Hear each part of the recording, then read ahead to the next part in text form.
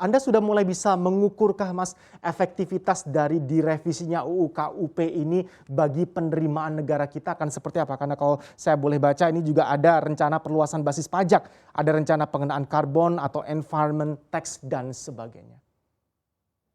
Ya, kalau secara estimasi, detail tentunya, kami belum memiliki datanya, dan ini pastinya juga menunggu dari pemerintah seperti apa estimasinya atau proyeksi yang dilakukan oleh mereka.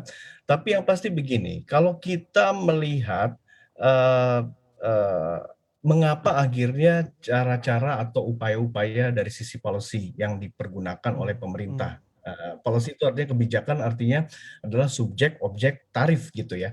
Jadi kenapa yang ini yang dipilih gitu ya. Saya mungkin harus me-recall mengingat, beberapa kajian mengenai, bagaimana cara mengoptimalkan tax ratio di Indonesia dan kita melihat itu waktu itu pernah dilakukan oleh IMF pada tahun 2018.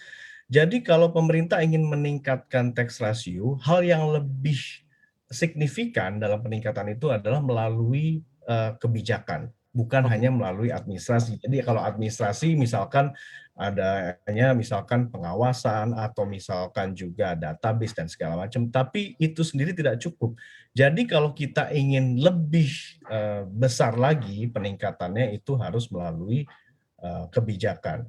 Nah, estimasi umumnya adalah, saya bisa, apa ya, kalau kita bicara mengenai revisi ini, saya optimis bahwa nantinya penerimaan pajak kita, bisa lebih optimal.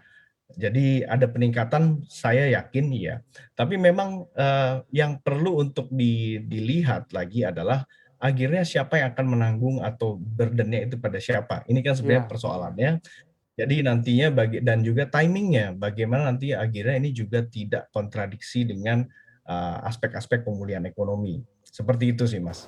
Install aplikasi kami CNBC Indonesia di Google Play Store dan App Store untuk mengikuti perkembangan terkini berita bisnis dan ekonomi.